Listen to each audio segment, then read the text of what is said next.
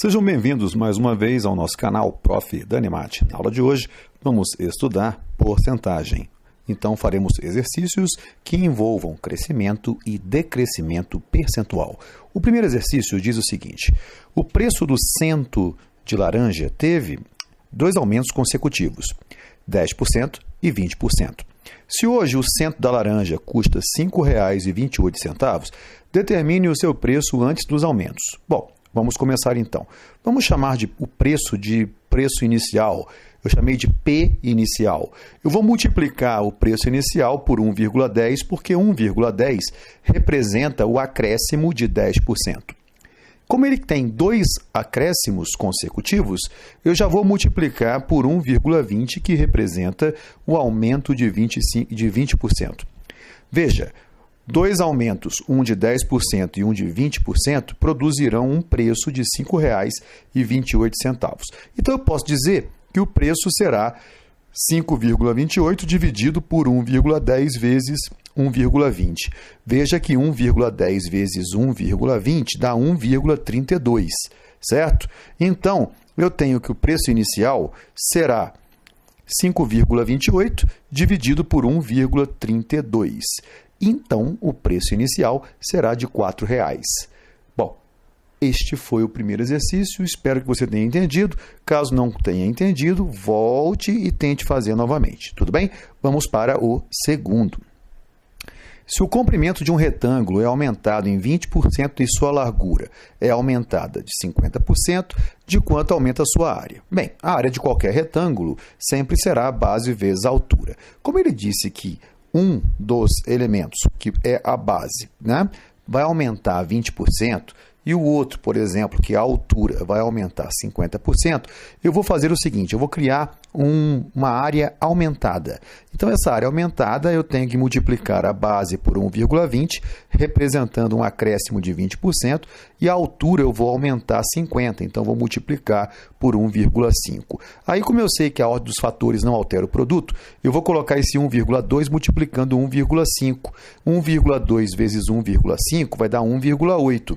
Veja, a área aumentada é igual a 1,8 vezes a base vezes a altura. Mas a base vezes a altura, lá em cima, está dizendo que é a área do retângulo.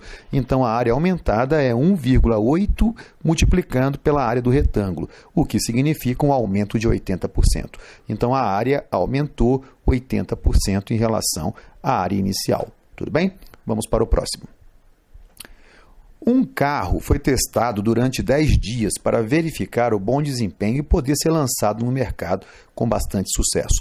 No primeiro dia do teste, ele percorreu 80 km e nos dias subsequentes houve um aumento de 5% da quilometragem rodada em relação à quilometragem do dia anterior. Nessas condições, qual foi a quilometragem do último dia de testes? Bem, este é um exemplo de crescimento de 5%. Sabemos que crescer 5% é multiplicar por 1,05. Como eu tenho 10 dias e o primeiro dia ele já tem andado 80 km, então me sobram 9 crescimentos.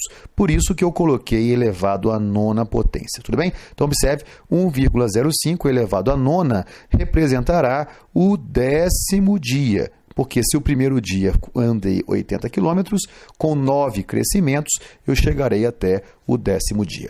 1,5 elevado à nona potência é o cálculo meio complicado de fazer sem calculadora. A gente tem que pegar 1,05, multiplicar por 1,05 e assim sucessivamente durante 9 vezes. Eu já fiz a conta e isso vai dar aproximadamente 1,551328. Multiplicando por 80, eu vou ter aproximadamente 124 quilômetros. Então, no 10º dia, o carro terá andado 124 quilômetros. Ok? Vamos para o quarto exercício. Com uma nova invenção, o custo da produção de um produto foi reduzido em 50%. Após uma isenção de impostos, o custo da produção desse mesmo produto foi reduzido em 40%. E, em seguida, com a diminuição das tarifas de energia, o custo ainda foi reduzido em 10%. Qual foi a redução percentual do custo da produção desse produto? Então, nesse caso, eu tenho um decrescimento percentual. Olha só, eu tenho um preço, certo? esse preço, esse custo, ele terá uma perda de 50%. Então, vai sobrar 50%. O que eu escrevo aqui é o que sobra. Se ele perdeu 50, sobrou 50. Se ele perdeu 40, sobrou 60. Observe que eu escrevi 0,60, porque é quanto sobrou, certo? Se ele perdeu 10, é porque sobrou 90. Bom, multiplicando 0,5 vezes 0,6 vezes 0,9, eu vou encontrar 0,27. Então, o custo será multiplicado por 0,27. Mas qual é o significado de multiplicar por 0,27? É que reduz 73%. Veja que 73% é quanto falta para o 27 se transformar em 100%. Perfeito? Um exercício bem bonitinho e bem simples. Vamos para o próximo. Sabe-se que 10% de uma certa população está infectada por um vírus. Um teste para identificar a presença do vírus acerta 90% das vezes quando aplicado em uma pessoa infectada e apresenta 80% de acertos quando aplicado em uma pessoa que não é portadora do vírus. Qual é a porcentagem de pessoas realmente infectadas entre as pessoas que o teste classificou como infectadas? Bom, eu tenho então X pessoas. Desse grupo, eu tenho um grupo de infectados. O grupo de infectado corresponde a 10% das pessoas. 10% das pessoas se escreve 0,10 vezes a quantidade de pessoas.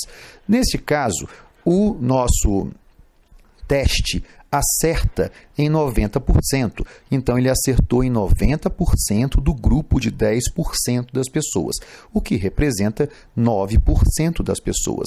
Basta multiplicar 0,9 vezes 0,10, você vai encontrar 0,09. Então, isso significa 9%. Mas ele erra. Ele erra quanto? Bom, se ele acerta 90%, ele erra 10%, porque o total tem que dar 100%. Conclusão, ele errou em 1% das pessoas. Combinado? Bem, as não infectadas representam um grupo de 90% das pessoas. Ele acerta sempre 80%. 80 vezes 90 vai dar 0,72, que representa 72% das pessoas. E ele erra em 20% desse grupo de 90% das pessoas, o que representa 18%. Se ele erra quem não está infectado, significa que a pessoa está infectada. Então, eu marquei de verde o grupo de pessoas que estão infectados. Observe que 9% estava infectado e o teste acertou. E 18% está infectado porque faziam parte do grupo de não infectado, mas o teste errou. Se você erra quem não está infectado, é porque a pessoa está infectada. Como ele quer saber a porcentagem das pessoas realmente infectadas e o total, não é? Eu vou colocar 9%, que é o grupo que está em verde lá em cima, dividido por 9 mais 18%, que é o total de infectados. 9 dividido por 27 vai dar aproximadamente 0,33333, uma dízima periódica, que representa 33,33%, que é o que ele quer saber. Tudo bem? Vamos para o nosso último exercício. Um comerciante fixa o preço de um artigo em reais e centavos de real, de tal maneira que, quando ele acrescenta 4% de imposto, o resultado é um número inteiro em reais. Qual o menor valor que esse artigo pode ter? Vamos lá, vamos começar. O preço deste produto, ele vai ter um acréscimo de 4%. Observe que, se vai ter um acréscimo de 4%, significa que eu vou multiplicar por 1,04. Uma parte que eu chamei de x é a parte inteira, é a parte que está antes da vírgula. E a outra parte é a parte centesimal. Sabemos que centavos é centésimo, ou seja, uma divisão por 100. Então, eu tenho uma parte x, que é a parte inteira, e uma parte y, que é a parte que vem depois da vírgula, que são os centavos. Perfeito? Multiplicando esse 1,04 vezes x mais y sobre 100, eu vou encontrar o seguinte: 104x sobre 100 mais 104y sobre 10.000. Bom, simplificando, eu tenho que esse valor, esse preço, ele é 26x sobre 25 mais 13y sobre 1.250. Tirando o MMC, eu tenho que este preço é 1.300x sobre 1.250 mais 13y sobre 1.250. Eu vou colocar o 13 em evidência, e aí o preço ele é 13 vezes 100x mais y sobre 1.250. Agora eu vou chamar a atenção de um detalhe muito importante aqui, para a gente poder concluir o exercício. O número 13, ele é primo entre si com o 1.250. O que significa isso? Que o 13 e o 1.250 eles não podem ser simplificados. Como eu quero que o resultado desta conta seja um número inteiro, significa que o número que está dentro do parênteses, ele tem que ser um número inteiro. Então, isso aqui tem que ser inteiro.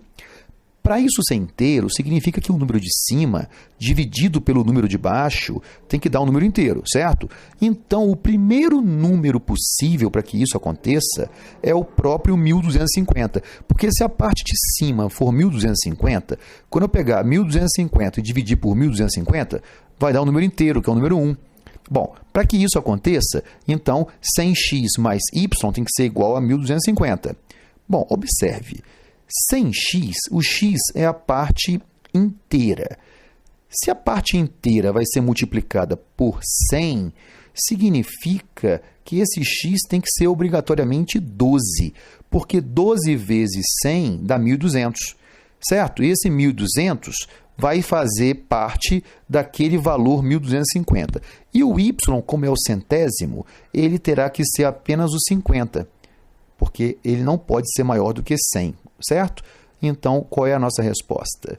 O nosso número, quer dizer, o nosso menor preço possível é R$ 12,50. Bom, espero que você tenha aprendido. Compartilhe o nosso canal com seus colegas, faça comentários, dê um like para a gente e lembre-se sempre, aprenda matemática em qualquer lugar. Até a próxima.